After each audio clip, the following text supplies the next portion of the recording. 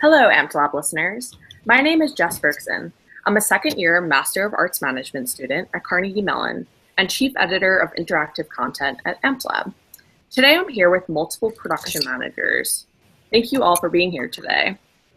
We're going to start off by having each of you introduce yourselves and what your current position is in your organization. Hi, I'm Joel Kraus, production manager for Arena Stage in Washington, D.C.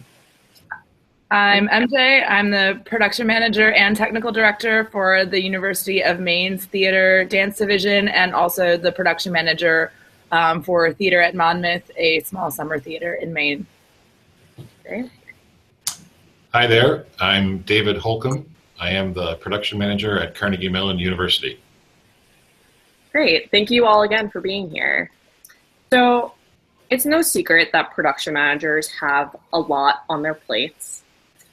For many, one of the biggest, and I know personally as a production manager, one of the biggest time sucks is in scheduling. Can you each talk about the different tools and technology that you may use when you're scheduling, whether it be a production meeting, a rehearsal, or another meeting? The thing I use more often than not just to gather schedules and find a time that works is Doodle, sending out a poll with various options to have people choose when they're available. In terms of sort of day-to-day scheduling, we use a software here at Arena called Artifacts, which is actually a venue management tool that allows you to schedule various rooms, publish schedules via email on a web portal, and that allows people to actually request use of the space. Great, so you control that and then other people request it through you? Between production management and general management, yes. There are actually various rooms are controlled by different departments. So there's an approver in each department who oversees those particular rooms. For us, scheduling production meetings is fairly rote. I mean, they're fairly standard schedules, so scheduling them is not too hard. They're almost always the same day of the week every week. The challenge becomes we have multiple shows going on at the same time, sometimes as many as 5 or 6 in process that may need production meetings on the same week. So our challenge becomes scheduling which one's going to have which slot in which room. And for that, we do a lot of email back and forth and a lot of Google Calendar work. For the room schedules themselves, we use a system that the university uses, which I kind of hate, would like a better one. It's called 25 Live, and that is a room scheduling software that's essentially used by the university for really for teaching rooms, but we use it for several other resources here as well. For me as well, similarly on production meetings, I try really hard to have them scheduled on the same day every week. We have a Friday 1 o'clock, 2 o'clock, and 3 o'clock slot in our conference room, and I try as much as possible to keep shows to one of those 3 slots, just for ease of my own time, really, because I frequently have 3 shows that are having meetings on Fridays, and if I was trying to schedule for all of those individually on a weekly basis, it would be a huge time suck. When I do need to schedule an something, I use whenisgood.com or when to meet. I find the format, while it's certainly not as flashy or as modern looking as Doodle, I just find the format of of the way that you input the information to be so much easier to look at, especially if you're trying to look at the whole time frame of every hour 9 to 5 over Monday through Friday. Doodle seems much more suited to a much smaller range of time frames, so I tend to use When is Good most frequently for that. And then in terms of room scheduling and things like that, we have a Google Calendar for each of our rooms, and then we have some computers set up around the building near all of those rooms where they have view-only access rather than edit access, so that people can see if a room is available, and if it is at the time that they want, then it's an email to our facilities manager who ultimately updates and maintains those Google Calendars. Yeah, let me. I just want to add one thing to that. Our students do a lot of the production managing, the line production managing, and so a lot of ad hoc meetings happen here through the use of all those things you two guys have just mentioned. When is good, when to meet, and Doodle. They all have their advantages and disadvantages. One of the things I like about the Doodle, that's just for my own personal use, is you can actually give yourself an account with Doodle and have it pull up your personal Google Calendar next to the Doodle invitations. So you can see all on one screen Doodle invitations and your calendar and make choices. Yeah, that's definitely true. Do you guys have a meeting scheduled? Do you send out a Google invitation?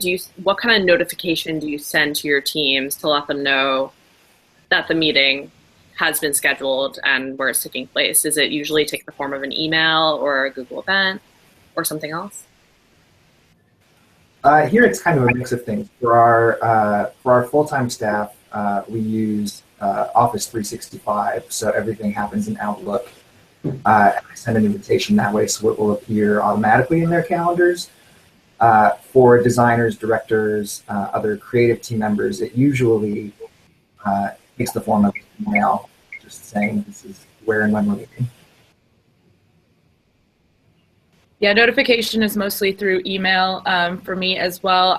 When I get show, I set up contact groups in my email so that I have quick, efficient ways to get the whole team without having to type in those emails. And then I also just set up and save a draft kind of stock boilerplate email of meeting scheduled, meeting minutes attached, that sort of thing. And I have those on file and just adjust them for any individual show. So ultimately, even though it's not a fancy way of doing it necessarily, excuse me, it's pretty fast because I've set up those templates and those group contacts to be able to do it in, a matter of a minute or two.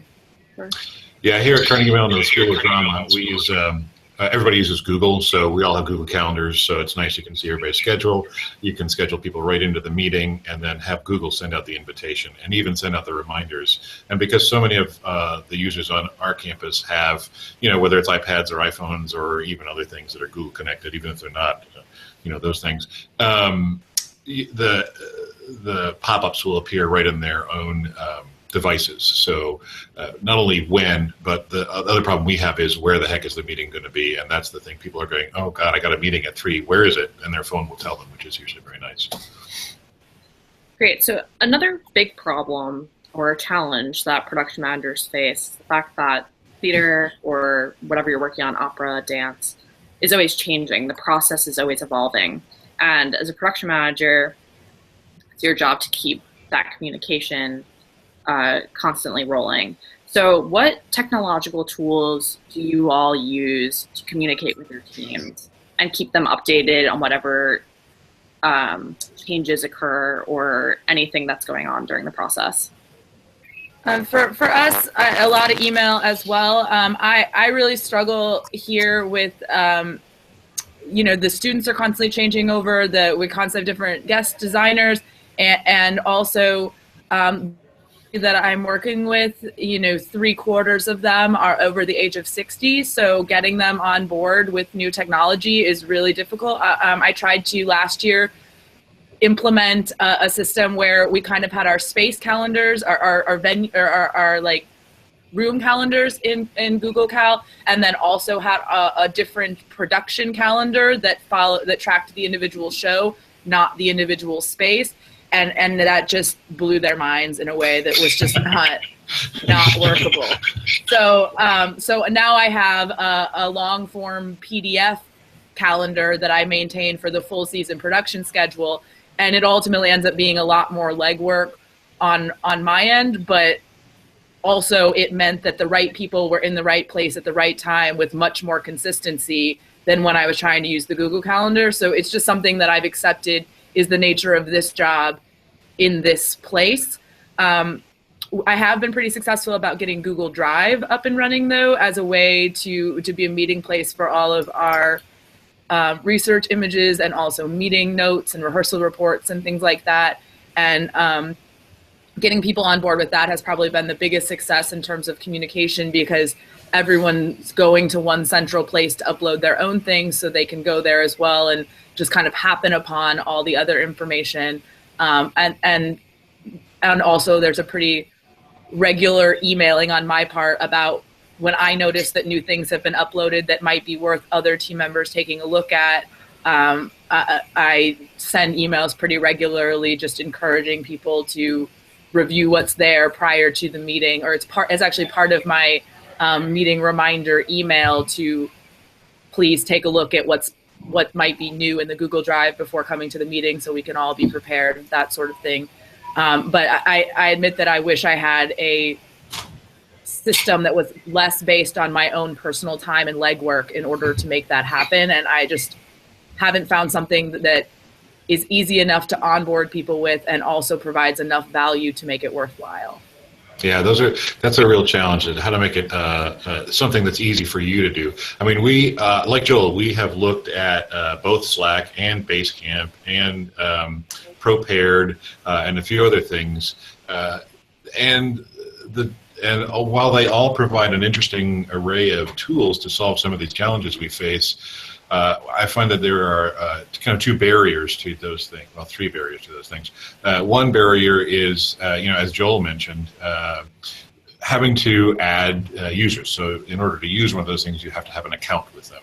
And in many cases, they're free, but it's just another account and another thing that people are not interested in. So there's that. Another of the barriers is the acceptance of new technologies. Whether you're somebody who's more senior in age or not, there's just a kind of a reluctance from users to add one more technology to their suite of things that they have to do to interact with you. And the third one is price. Some of those come with free or inexpensive versions, and some of them come with paid versions.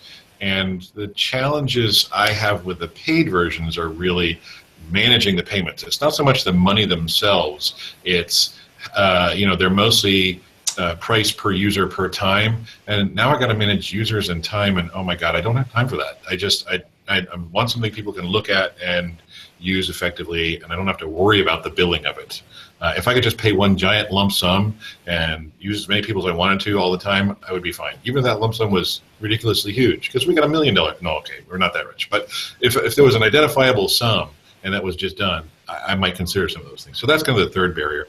And to kind of bridge the gap between the things that any of those tools would bring to us, and since we don't have those things, we kind of bridge that gap with a few different tools. So we, of course, use email like everybody does.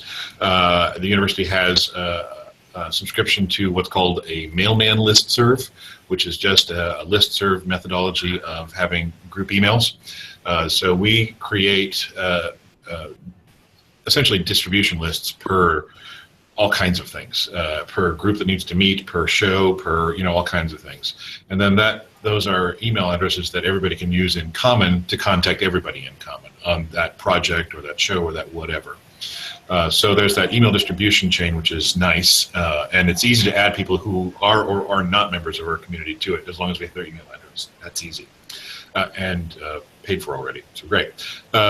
We also maintain our own website within the production area here at Carnegie Mellon on our own little server. It's a little stupid thing that we run ourselves. It's not flashy, but it is a place where all of myself and all the other managers that manage shows can update content, and so all the users, whether they be designers, directors, actors looking for their daily call sheet, whatever it is, can go to that website and find the information that they're looking for. And so I and the other managers can post information there, and they can know to go look for them, but we can also send out an email reminder with a direct link to whatever that is, and it's sitting there. And if it gets updated, it's updated automatically. We don't have to send another email out. It's just the most updated item is usually just kept up there. And that's up to us to do, but it's not too bad to keep it fairly updated. The other tool that we use, we have Drive around here, but we don't make a lot of use of it in terms of sharing, because we also have a university-wide subscription to Box.com, which is, if you haven't used it, it's pretty much just like Dropbox. It's the same kind of thing. And the advantage of Box.com, or Dropbox for that matter, over Google Drive for us is there's a lot more control over access levels. We make our Box.com's folders per show available to the internet, so everybody can go look at them, and we invite specific people to share information in them. So the artistic team can share what they're working on in them, and anybody else who needs to look at it can just come find it. You have to know where the Box folder is, but we also put a link to the Box folder on the show page from our production web page. So we try to, so those are three kind of tools that we kind of jam together to try to create our own base camp, if you will. It doesn't have the disadvantages. It doesn't have the automatable emails going out, reminders going out, and push notifications going out, and those kinds of things. I wish we had a good solution for that, and frankly, I wish we had a good solution for contacting people where they are. We're having a real problem at this point with people who don't read email. It's surprising how many people in the world now don't use email anymore. They've given it up in favor of things like text, chat, Facebook Messenger, for crying out loud. So getting a hold of people is becoming a new challenge for us, that we're looking for a way to kind of integrate that approach so that we can get people where they are, as opposed to expecting them all to find us in the same place. So you all mentioned that you don't feel like a great communication tool specifically for theater exists. And David, you mentioned a little bit some things that you wish existed.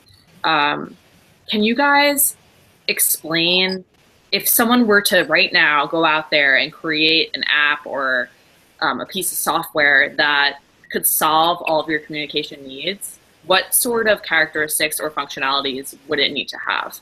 A lot of flexibility. I think that that's the biggest thing that I've found with, especially with things like even Prepared, that specifically tried to address the theater market, or virtual call board, those sorts of things.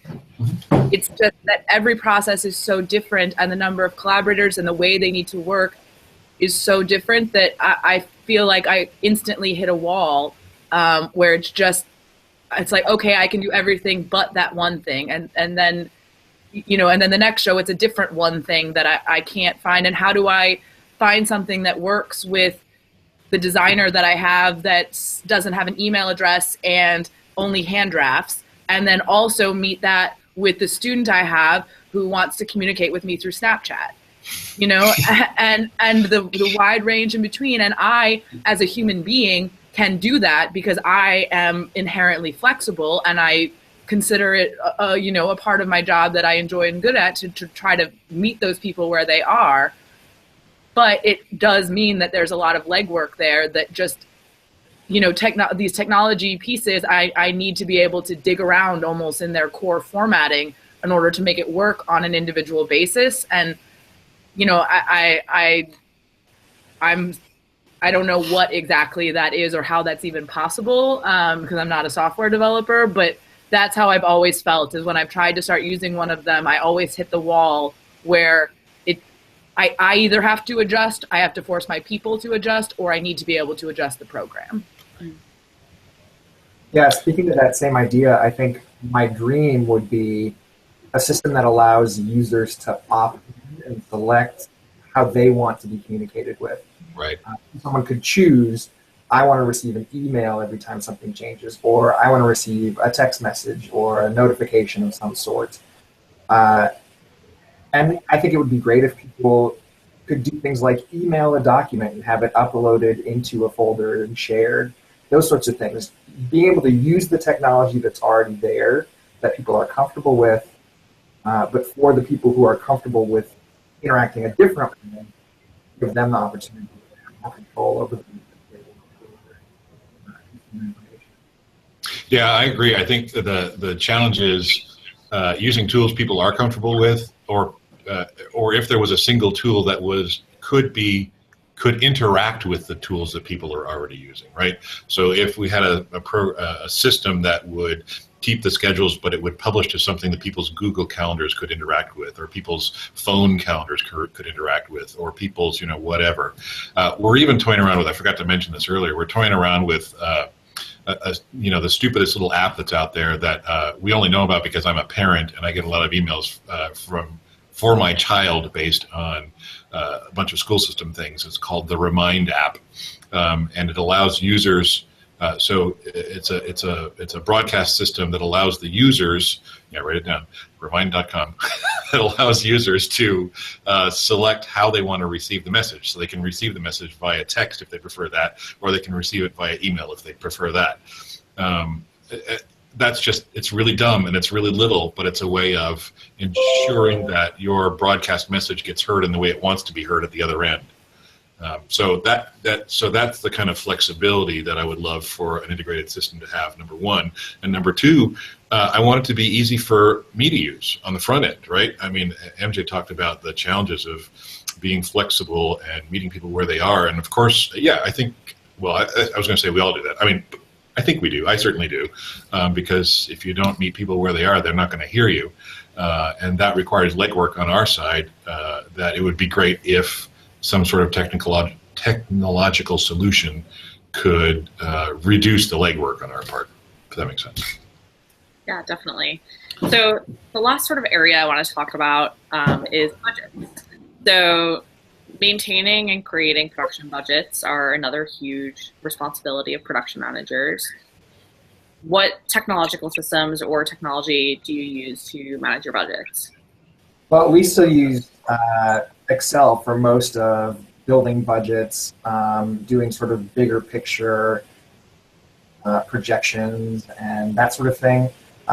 In terms of the day-to-day management of expenses, we have a custom Microsoft Access database that everything is put into, and then you can generate reports and queries based on that.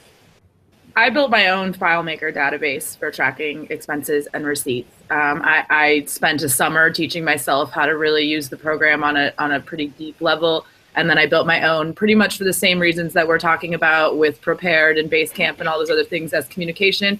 I just needed something that worked the way I wanted to work and could track across multiple departments and multiple shows and those sorts of things.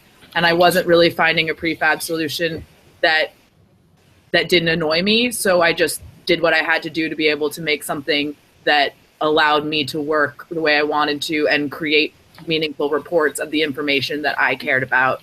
And it's certainly not perfect and probably could have been done better by a professional developer, but I work for small organizations with no money, so I made it work for what works for me. But they bought you a FileMaker. That's no small feat. That's good. I bought myself FileMaker. There you go. So, around here we do most of the budget creation and generation through Excel files. But like Joel, we do most of our tracking around here in Access databases, just because of the ease of being able to track long-term and reports and things like that. I do have to say, so I actually teach this as well. Some people will know that very, very directly. So I actually teach how to do some budget and expense tracking in Excel. I teach how to do it in Access.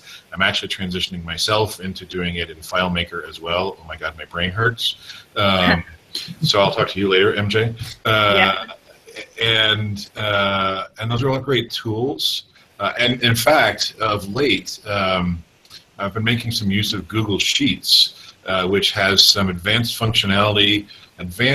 query functionality that does not exist in Excel.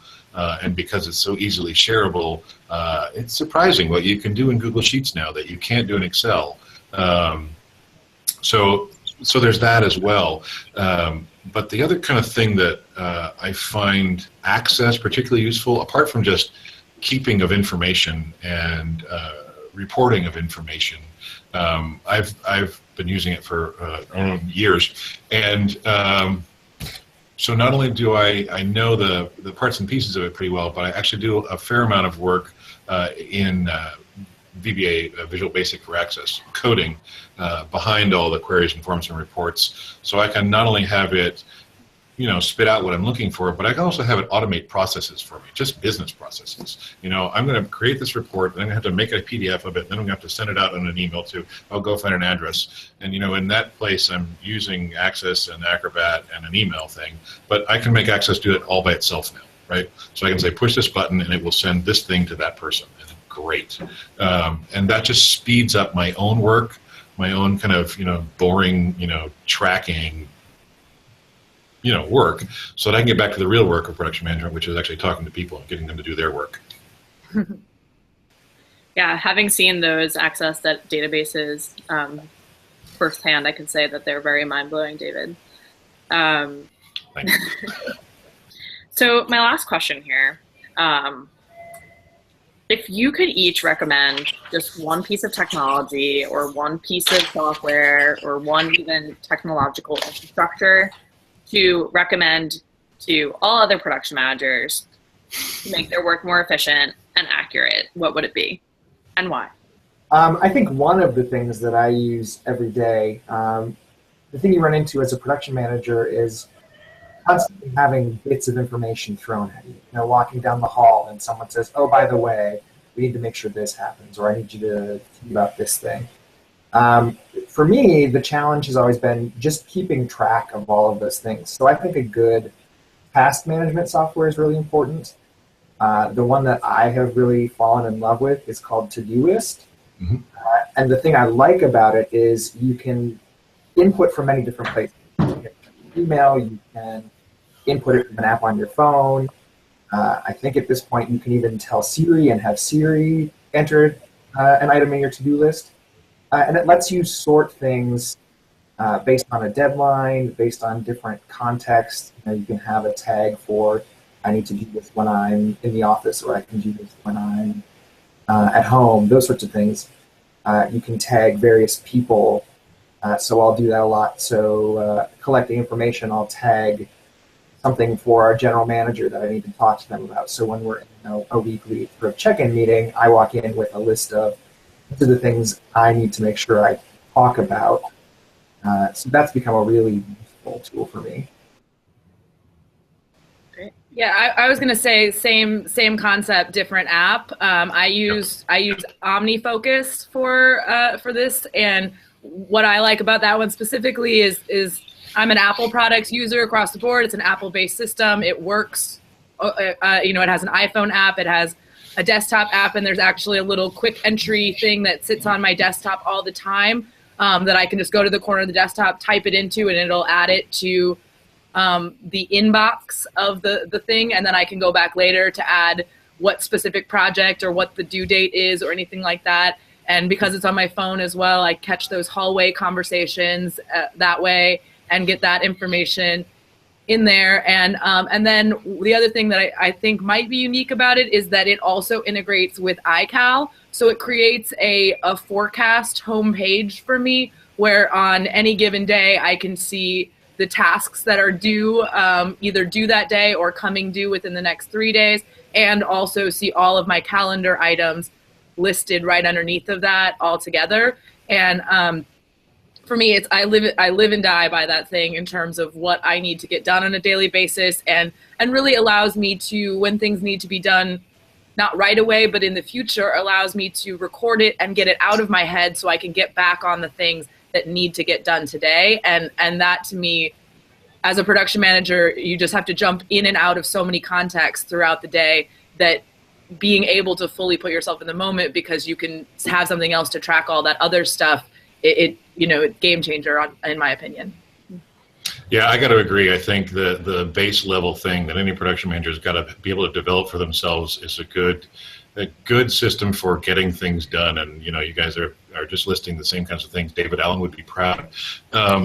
So for that, I just use the native Apple items. I use the calendar, which is connected to Google Calendar for me. I use Apple Mail, and I use the reminders and notes. And now that those through the iCloud are all connected, I find them on any device I've got. And now that reminders and notes are also shareable, I can share those things out to people. So my context list, I can have a context list of things that, like for a meeting that's going to be coming up, and or a recurring meeting, right? And there's a thing that needs to go on that. I stick it on that context list, and I share that with other people who have the same context, and so we can all see that lit thing and add things to that list, and it becomes our agenda really quickly, very nicely. Things we know we need to discuss. I think you need to find a suite of apps, whatever it is, and I think there's a lot of them. So there's 3 just examples right there of suites of apps that allow you to, kind of manage the volume of crap that comes your way, because there's a lot of stuff. And like MJ said, some of it's in the hallway, some of it's via email, some of it could come anywhere, and you've got to be able to capture it into your system so that it'll come back out again. All that said, I would say that kind of the next kind of level up is what I do with Access, but you don't have to do it with Access. You could do it with FileMaker, you could do it with some other program that allows you to customize the automation of your work, right? And I use Access for it a lot, but there's others out there. And like I say, it allows me to do a lot of repetitive tasks. I can push a button and it'll do it because you just want to get those repetitive things done. MJ talked about templates also, or things that she can drop right into email, and there's lots of good ways of having templates pop up. I use Mac products for that as well. You know, it's just autocorrect stuff. I type in 3 words and the whole thing pops up in my email and out it goes. So anything that you can use to automate your kind of drudgery work is helpful, unless you've got a lot of assistants. Right. Then they're just your automation. Exactly. Right. Well, thank you all so much again for joining us. I think that production managers are definitely some of the most resourceful people in the arts industry. So I really appreciate you sharing your insights with our listeners and readers. Absolutely. Thanks. Thanks.